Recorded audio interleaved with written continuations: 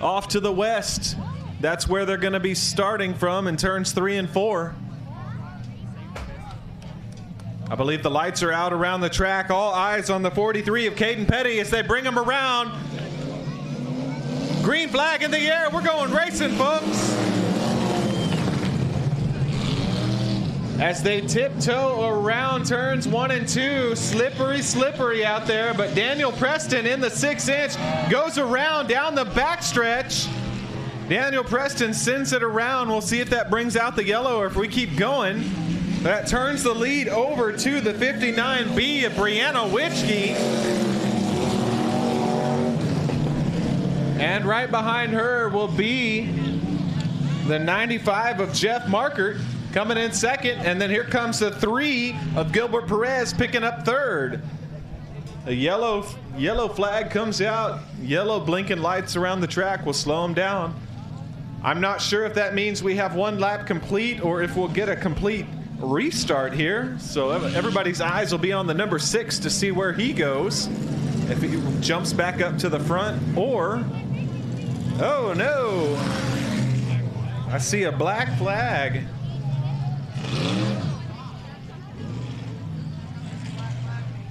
Black flag for the number 6. And I'll tell you in just a second, it could mean one of two things. It either means get off the track or it could mean go to the back. So we'll see what that means for a solo spin here. The flag man may need to reiterate the color of the flag to Daniel Preston there in the 6-inch, but we'll see if we give him another chance here. We did kind of throw a curveball at him by putting a whole bunch of water on the track, so we'll see what the track crew says. See if we allow him to rejoin the back of the pack. So once again, it's going to either mean get off the track or go to the back. It looks like for this time it's going to mean get off the track, try again in the next race. So now that we have our lineup back to what it should be, we'll get them stacked back up 2 by 2 as Noah intended it.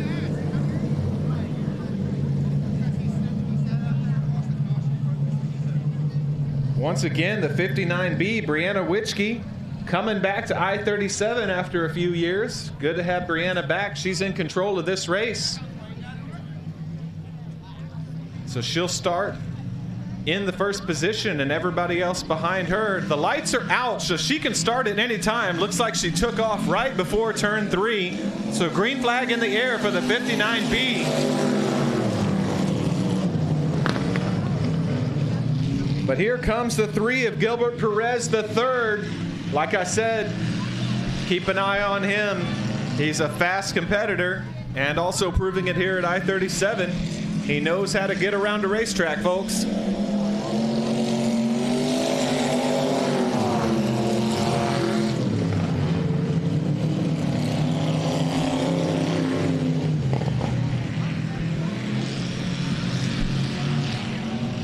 Eight laps the distance. I believe we'd covered 3 or 4. Oh, look out. The 3 of Gilbert Perez almost caught the back bumper of the 59 of Witschke.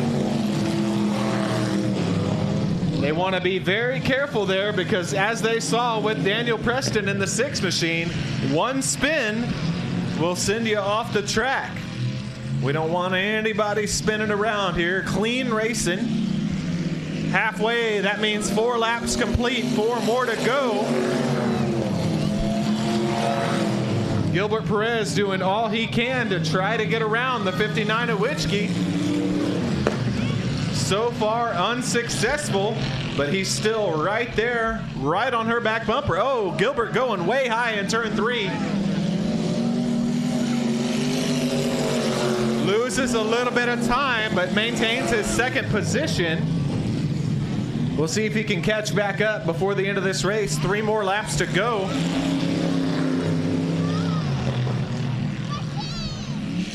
We'll see if the 3 of Perez can do anything to catch up to the 59 of Witschke. 2 more laps. 2 sticks in the air.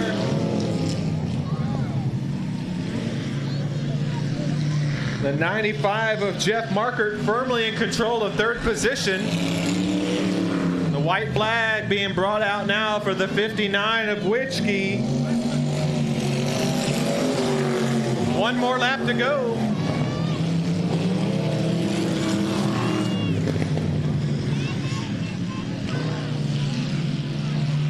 I'm not sure that the 3 of Perez is going to have enough time to do anything, but he's still firmly in hold of his second position. Checkered flag in the air for your first heat race of the night. The 59B, Brianna Witschke. Welcome back to I-37, Brianna. Excellent job of maintaining that car control there for the 59B of Brianna. Gilbert Perez in the 3, giving her a little bit of a congratulations bump as they go off into the pits.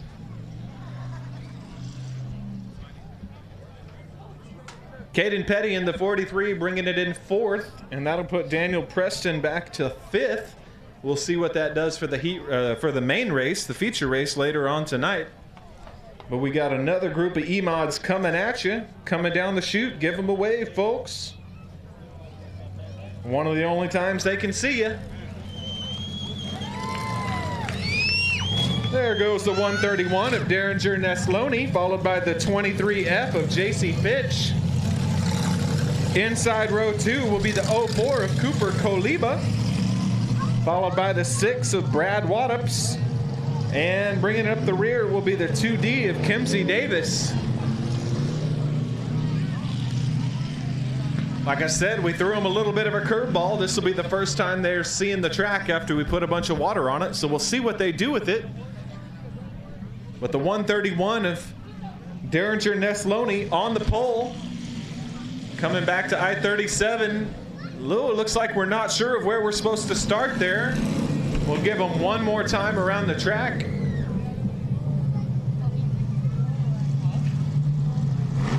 I think some of these guys are probably used to the way that Edna does things, and the way that Edna does things is they only get 3/4 of a lap and then they start. But for us, because we have a chute here, we got to get them on the track at least for 1 lap to check in their transponders. That's the little piece of electronic equipment that we use for our live timing to see who's in what place and where on the track. Here we go, heat race number 2, the 131 of Derringer Nesloni on the pole, starts him off. But getting past right underneath the flag stand as the 23F of JC Fitch goes by, taking over first position. And here comes the 04 of Cooper Colibra in 3rd position, trying to get around the 131 of Nesloni.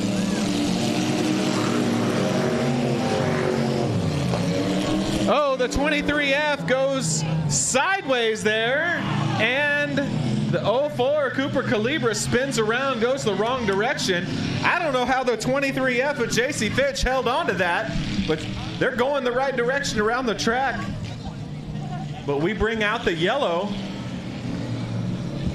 Man, turn 1 up there is a bit tricky, sending a couple people for a ride.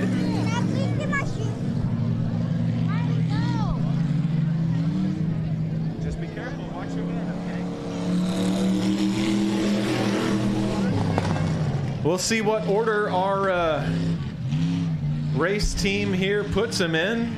At the moment, the 131 of Nesloni is in 1st, followed by the 6 of Waddups, but we'll see what order they get put in.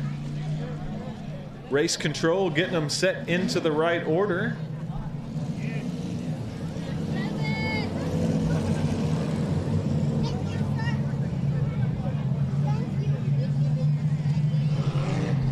So while we have a quick moment, I just want to explain a fun thing that we do here at I-37 for our restarts.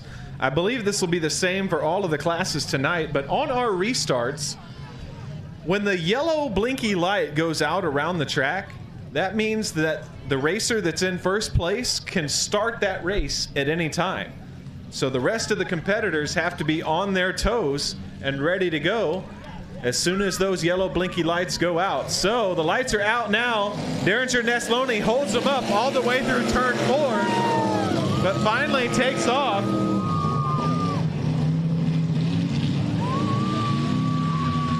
Derringer Nesloni keeping them on their toes there as he runs down the backstretch, maintaining his first position for this first lap of our restart.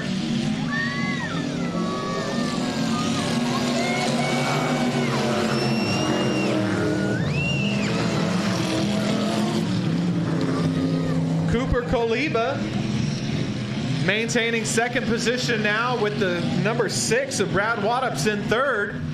Looks like they're putting a little space on each other right now.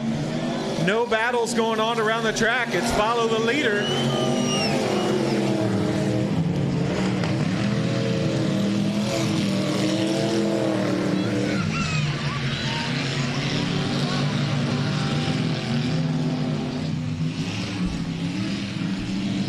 Halfway, 4 laps complete, 4 more to go for the 131 of Nesloni.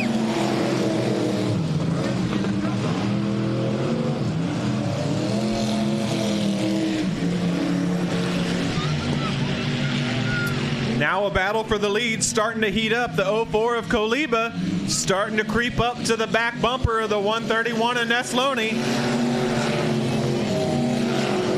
They got 3 laps left. We'll see if the 04 of Koliba can do anything with it.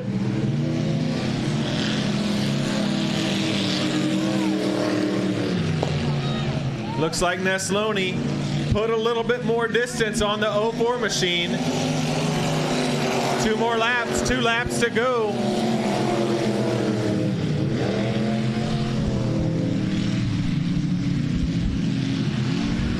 Oh, the 131 in Nesloni gets caught up in turn 2 a little bit, slows down.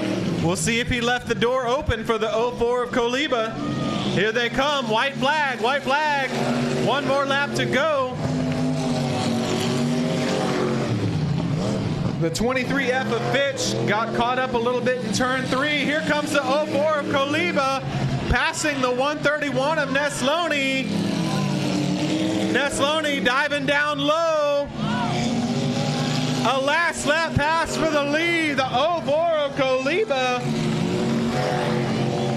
with a last lap pass right underneath the 131 of Nesloni. I begin to wonder if the 131 of Nesloni knew that he was there, but as they went down the backstretch on the last lap, the 04 of Koliba just passed him, looked like he was standing still. CRS Suspension and Fabrication is your trusted source for premium dirt oval shocks. For dwarf cars to late models and everything in between. We also offer adjustable spoilers and adjustable shock mounts, upgrades, car setup services, and even professional tech support for your entire racing season. You either run CRS shocks or you get outran by them. Call us today, 254-933-CRS1.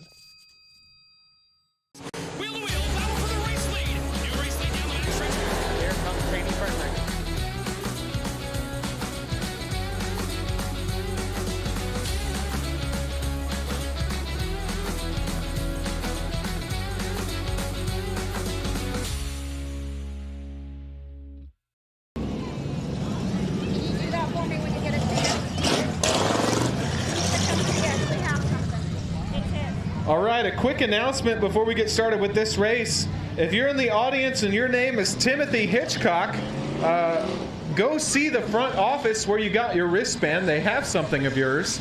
So if your name is Timothy Hitchcock, go see the ticket booth. They've got something for you. Timothy Hitchcock, go see the front ticket booth.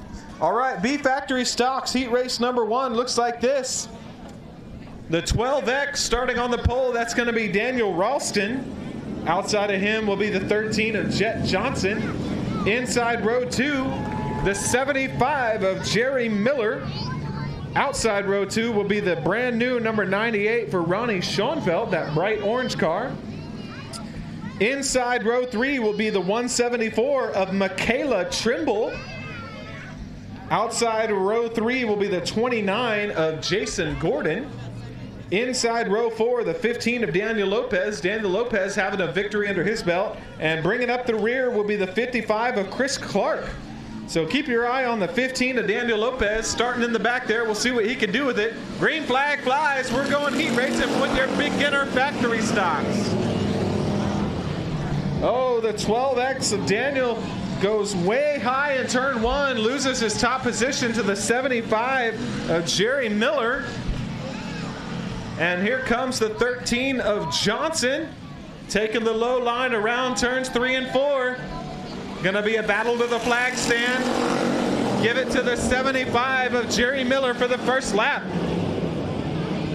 So the 12X of Daniel Ralston goes high again in turns 1 and 2, leaves the door open for the 174 of Michaela Trimble, who is now in 3rd or 2nd, depending on how you look at it. They come back around to the flag stand. We'll see who gets there first. Here comes the 174. The 75 of Jerry Miller was in the lead, but now taking over is the 174 of Michaela Trimble. And a battle for 3rd goes 2 wide with the 12X of Daniel Ralston and the 13 of Jet Johnson. Good battle for 3rd place right there. Jet Johnson taking the high side. He goes around the 75 of Miller and takes over 2nd place. Jet Johnson now taking over 2nd place. Here comes the 15 of Daniel Lopez, picking up a few spots. He sits now in 5th place. He's going to try to go around the outside of the 75 of Miller.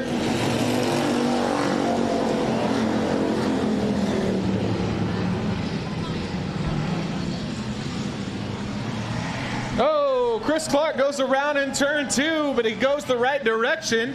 Looks like he recoups himself. We're going to stay green.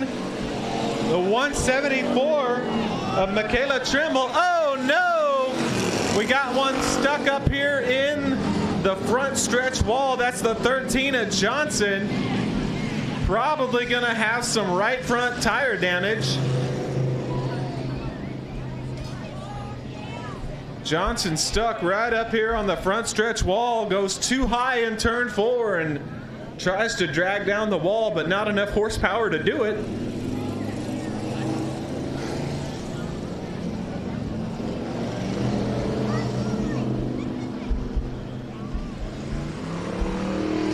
So we got the tow truck out. We're going fishing the first time tonight. Looks like we're gonna pick up a 3,400-pound factory stock.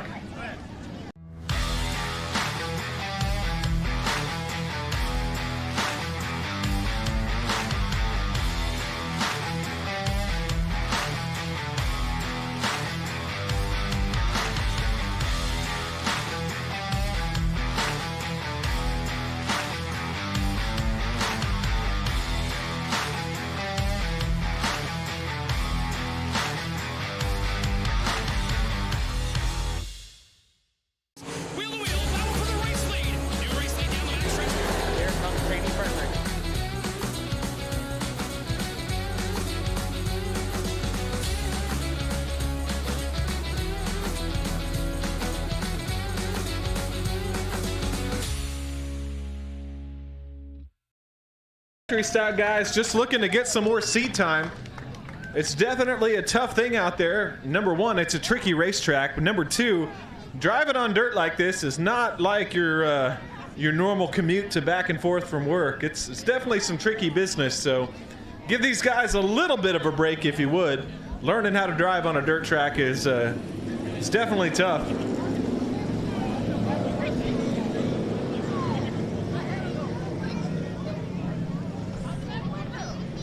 Even in a low-powered car like these, you're never really making 100% traction as you get around the track. You're only catching about 20 to 30% traction as you get around here, so very, very tough out there. But as they haul off the 13, going down to the pits, once again, your leader, the 174 of Michaela Trimble, coming up from about 6th position, now in 1st. So a nice bunch of passing points there. We're not doing it by passing points tonight, but definitely a bunch of passes there for the 174 of Michaela Trimble. This might be the first time that Michaela Trimble has ever run at this track, so if so, definitely a big pat on the back to the driver of the 174 machine. Once again, on the restarts, as soon as the blinky yellow lights go out, the driver can start the race. So 174, Michaela Trimble. Oh my goodness. I think we have a little bit of a mix-up on the restart. The 75 of Jerry Miller thought that he was starting the race.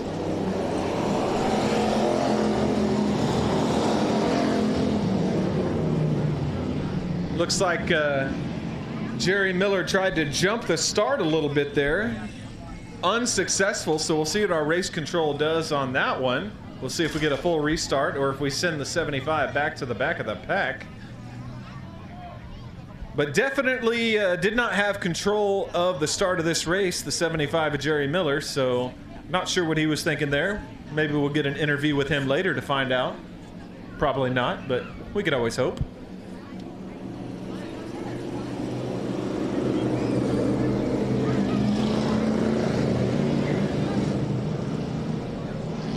So the 174, Michaela Trimble, back in the top position. And now the 15 of Daniel Lopez sitting in third, and the 12X of Daniel Ralston in second, right behind your leader. So here we go again. Lights are out around the track. All eyes on the 174, Michaela Trimble, leading into turn 3 and 4. Now she lets it go. Green flag waves. Here we go, folks.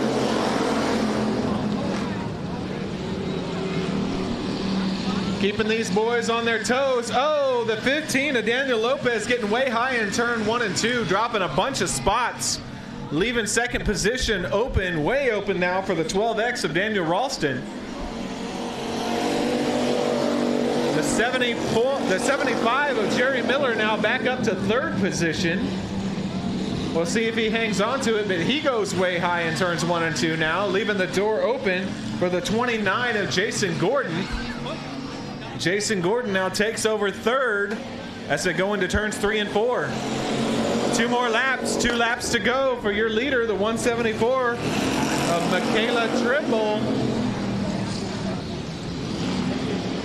No competition right now for the 174 of Michaela Trimble. Firmly in control of this race. White flag in the air. Here we go. One more time for Michaela Trimble.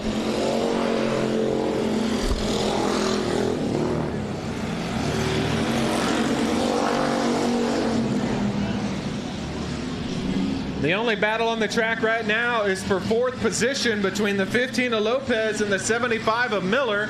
Here comes the checkered flag for the 174, Michaela Trimble.